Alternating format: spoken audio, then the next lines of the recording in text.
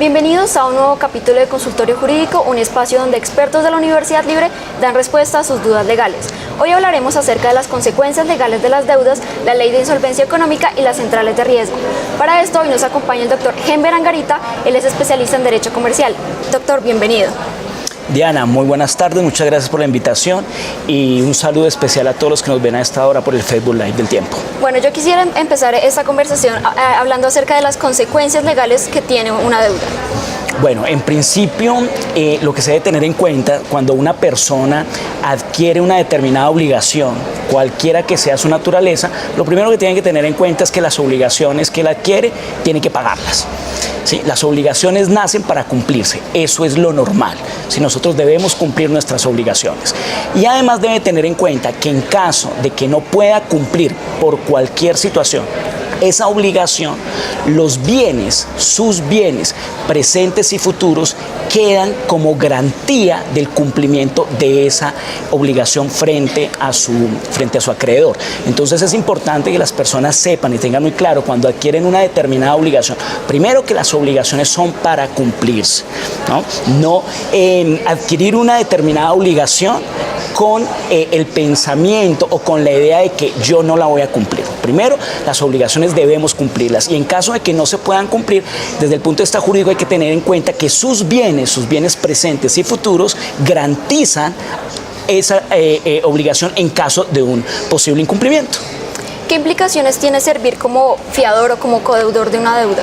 Bueno, en términos generales, desde el punto de vista jurídico, la posición de codeudor o la posición de fiador son diferentes, pero en términos generales, la persona que sirve como codeudor de una obligación tiene que tener muy claro que va a tener las mismas implicaciones jurídicas y legales de la persona que es el principal obligado en esa obligación, ¿sí? Entonces, por ejemplo, si yo adquiero una determinada obligación y como garantía de esa obligación me piden un codeudor, ese codeudor queda jurídicamente atado a esa prestación en las mismas calidades y con las mismas consecuencias jurídicas del obligado principal. ¿Eso qué significa?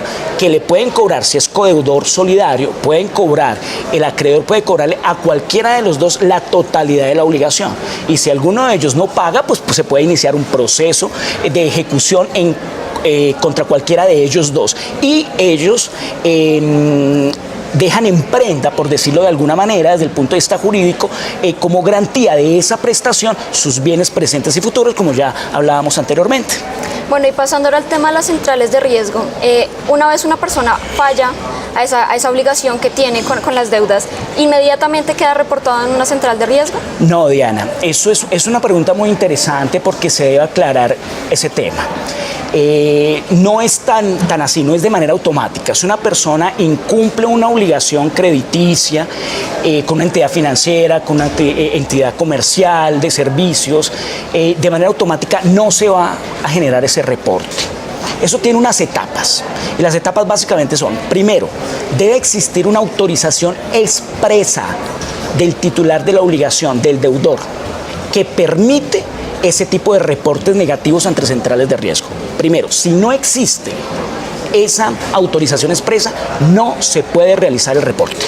Segundo, mínimo establece la ley con 20 días de anticipación a que se presente o que se haga el reporte negativo, la entidad financiera, crediticia, etcétera, etcétera, debe manifestarle por escrito a él que está en incumplimiento, que ya está en una mora y que si no paga, pues se le va a reportar, mínimo con 20 días de anticipación. ¿Qué puede hacer el titular de la obligación durante esos 20 días? Pagar, acercarse y pagar voluntariamente la obligación. O si no está de acuerdo con esa situación, pues él puede presentar de manera escrita su inconformidad para que se resuelva. Si él guarda silencio, no paga o guarda silencio, ahí sí la ley establece que se puede subir la información negativa a la central de riesgo. Pero mira las etapas que debe cumplirse. Entonces no es de manera automática que inmediatamente yo dejo de cumplir la obligación, se presente el reporte negativo. ¿Cuáles son las implicaciones de estar reportado en una central de riesgo? Bueno, las implicaciones, digamos que Todas las personas que comienzan su vida crediticia, pues tenemos como un score, como un récord de nuestro comportamiento crediticio. Si yo he incumplido una determinada obligación y como sanción, lamentablemente se me ha generado un reporte negativo ante una central de riesgo, pues eso va a afectar mi vida crediticia. Y los beneficiarios de esa información, entidades crediticias, aseguradoras, inmobiliarias o personas que están autorizadas para ver esa información, pues pueden, con base en esa información, ya sea positiva o negativa, tomar decisiones al momento de contratar con esa persona. Entonces, un reporte negativo va a afectar esa situación. Ahora bien, hay que tener claro en cuenta una situación. La Corte Constitucional estableció que una decisión, por ejemplo, para otorgar un crédito a una persona, esa decisión no solamente debe basarse en esos reportes negativos, sino que además debe tener en cuenta otras situaciones de comportamientos anteriores de esa persona. No solo hay que tener en cuenta lo negativo, sino también hay que tener en cuenta la información positiva de esa persona que existe en esas centrales de riesgo. ¿Qué debe hacer una persona para salir de un reporte negativo en una central de riesgo? Bueno, hay que tener en cuenta el término que esa persona puede estar dependiendo de su situación. En la actualidad, la ley establece que el término será el doble de la mora. Si una persona estuvo en mora 3 meses, una vez paga o se extingue la obligación, el reporte durará el doble de esa mora, es decir, 6 meses. ¿Perfecto? Después de que pase ese término de los 6 meses, la información negativa de manera automática debería ser retirada. Si el periodo de mora es superior a 24 meses, la ley establece que el dato negativo subsistirá hasta por 4 años. Perfecto, hasta por 4 años, el doble de la mora. Una vez se vence ese término de sanción, el reporte debe ser quitado de manera automática. Ahora bien, si la central de riesgo no lo hace, el titular de la información perfectamente puede solicitar por escrito, solicitarle, ya sea a la central de riesgo o a aquella persona jurídica o natural que reportó esa información, que por favor de manera inmediata, quite ese reporte negativo, desmonte esa información negativa. ¿Después de cuántos años prescribe una deuda un reporte en Datacrédito o estas no prescriben? Sí, como le decía anteriormente, digamos, hay unos límites, ¿cierto? Hay unos límites temporales frente a esa información. Entonces, si el periodo en mora es menos de 24 meses, es el doble de la mora. Si es más de 24 meses, no puede durar más de 4 años esa información. Pero hay que tener en cuenta algo, y es desde cuándo se cuenta ese periodo. Ese periodo se cuenta desde el momento en que el deudor paga la obligación o desde el momento en que se extingue por otro medio esa obligación. Y una de las formas de extinción de las obligaciones es la prescripción.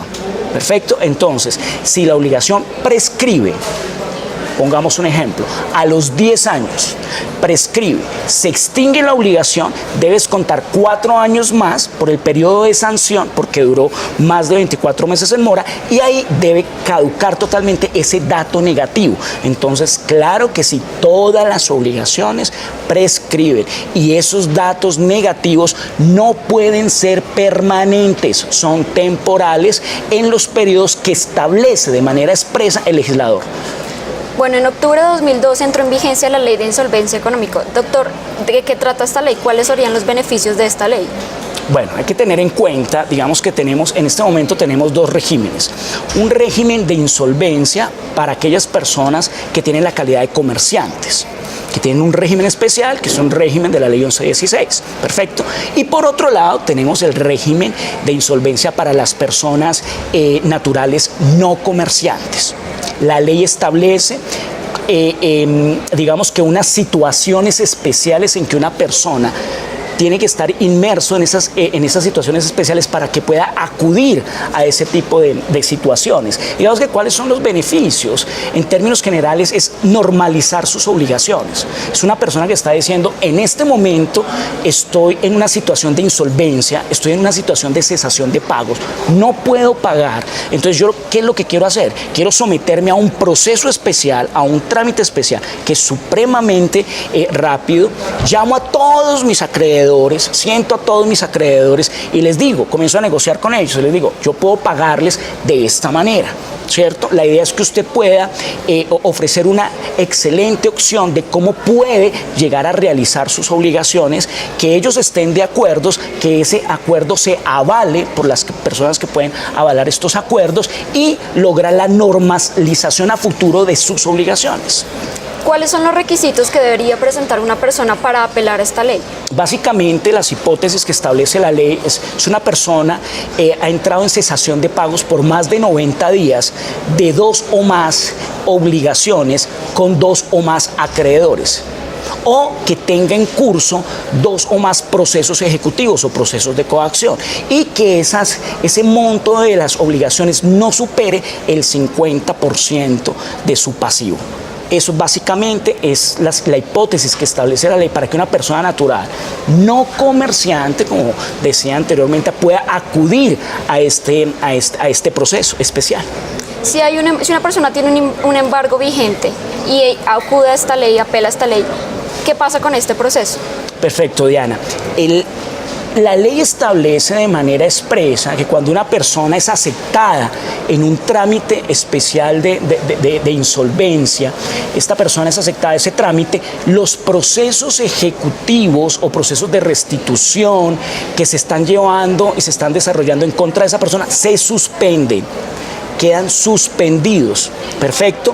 Ahora bien, ¿qué pasa si una persona tiene un proceso ejecutivo en curso y como consecuencia de ese proceso ejecutivo tiene bienes embargados? Pues la ley simplemente no me dice que se termina el proceso y se levantan las medidas cautelares, sino simplemente me dice se suspende el proceso. Listo, la medida cautelar, es decir, el embargo continúa. Simplemente la consecuencia es que se suspende el proceso mientras se hace la negociación con los acreedores y pues mientras se logra pagarle a esos acreedores con base en la negociación que las partes perfeccionaron. Bueno, doctor, vamos a proceder a responder algunas de las preguntas que nos están llegando en vivo. John Montoya, por ejemplo, dice, yo hace un año cancelé con acuerdo de pago y todavía aparezco en la central de riesgo. ¿Qué debería hacer? Perfecto. Mira, debe tener en cuenta una situación, ¿sí? De pronto tenemos la idea de que inmediatamente pagamos o inmediatamente llegamos a un acuerdo de pago, nos deben quitar de la central de riesgo. No es así. La ley no establece esa situación. La situación es diferente, ¿sí? Una vez yo pago, ¿cierto? Viene el periodo de sanción del dato negativo que establece la ley. Entonces, si yo duré 6 meses en mora, pagué o realicé un acuerdo de pago, no significa que de manera inmediata me debe desmontar la información negativa. No, yo voy a durar en la central de riesgo el doble del tiempo que estuve en mora. Entonces, eso lo deben tener muy en cuenta, porque el común de las personas entiende que inmediatamente llegó a un acuerdo de pago o de manera inmediata pago, el reporte negativo debe quitarse. Además, en el acuerdo de pago, digamos que es una reestructuración de la obligación, una oxigenación para el deudor. Aumentan el plazo, etcétera, etcétera. Pero no significa que con ese acuerdo de pago él ya pagó la obligación. Entonces, muchas veces la entidad lo que espera es que ese acuerdo de pago se cumpla para que se extinga la obligación, ¿cierto? Y pueda desmontarse después del término de sanción, pueda desmontarse ese dato negativo. Bueno, Gloria Enciso pregunta, si uno tiene deudas y no tiene bienes, ¿qué pasa en ese caso? Esa es una muy buena pregunta, es una pregunta que las personas hacen mucho. Y es el tema, abogado, yo debo 2 millones, debo 5 millones, debo 10 millones de pesos a un banco, pero doctor, yo no tengo absolutamente nada. Yo no tengo trabajo, yo no tengo bienes para respaldar. Pues en términos generales la respuesta es relativamente sencilla. Pues nada, en términos generales. Recordemos una cosa, y es los temas de dinero se arreglan con dinero. Si yo tengo una deuda de 5 millones, ¿cómo se arregla ese problema? Pagando 5 millones de pesos. Si no tengo cómo pagar esos 5 millones de pesos, pues sencillamente no pasa absolutamente nada. ¿Ven? Me pueden iniciar procesos ejecutivos, pues no tengo bienes para que me embarguen, pues el acreedor no va a poder satisfacer esa obligación que se incumplió. Entonces, en términos generales, estos asuntos de dinero, este tema de deudas se resuelve pagando, en términos generales. O con otros modos de extinción de las obligaciones, como llegando a acuerdos de pago, transacciones, compensaciones o de pronto la prescripción de esa obligación. Y en su momento, cuando se encuentre prescrita, pues solicitar la prescripción de esa obligación para que se extinga. Bueno, Fede Martínez pregunta, ¿dónde puedo averiguar de manera virtual mi situación en Datacrédito? Y de ser así, ¿es gratuito? Buena pregunta. La ley establece que cualquier usuario de la información puede consultar gratis su información en Datacrédito, en el portal de Datacrédito, una vez al mes.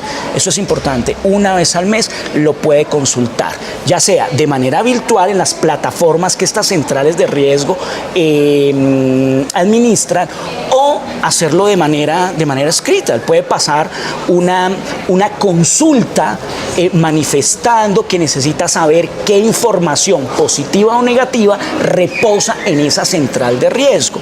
Y la ley establece que para esa consulta debe darse respuesta dentro de los 10 días siguientes a la presentación de esa información, de esa solicitud. Ligia Nieto pregunta, no he tomado ningún crédito, no debo nada y salí reportada en Datacrédito. ¿Por qué puede pasar esto? Esas situaciones pueden pasar o por un error de alguna entidad crediticia, aseguradora o comercial con la cual ella tenga alguna relación contractual, un error, y por error pasaron esa información, o por un tema de suplantación.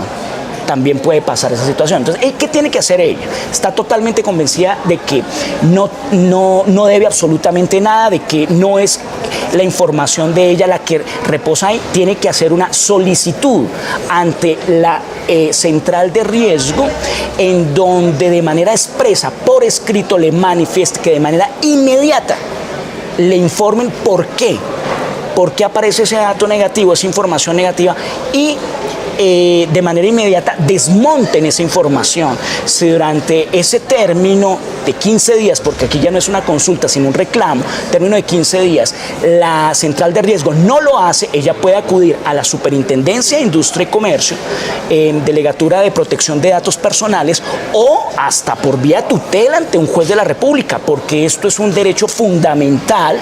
El habeas data es un derecho fundamental protegido por nuestra Constitución y que podemos nosotros proteger vía tutela. Ginette Parra pregunta, ¿y la amnistía?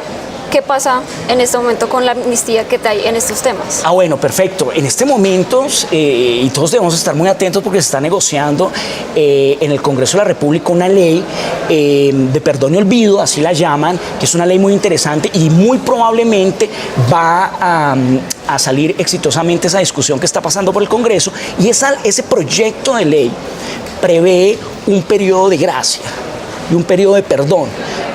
Dice el proyecto que dentro de los 6 meses siguientes a la vigencia de la ley, una persona puede acercarse y hacer un pago voluntario de esa obligación, y de manera automática deberá desmontarse el reporte negativo que esta persona tenga. Entonces, un consejo: estemos muy pendientes de este proyecto de ley que se está discutiendo, que ya va para últimos debates, porque trae un beneficio muy interesante para aquellas personas que durante muchísimo tiempo no han podido pagar y mantienen esos datos negativos, para que se acerquen, paguen de manera voluntaria y de manera automática se desmonte esa información negativa. Bueno, hemos llegado al final de la transmisión. Doctor, muchas gracias por venir. A ustedes, gracias por su sintonía. Recuerden que pueden dejar sus preguntas en eltiempo.com en la sección Justicia, Servicios. Nos vemos en un próximo capítulo. Que tengan buen día.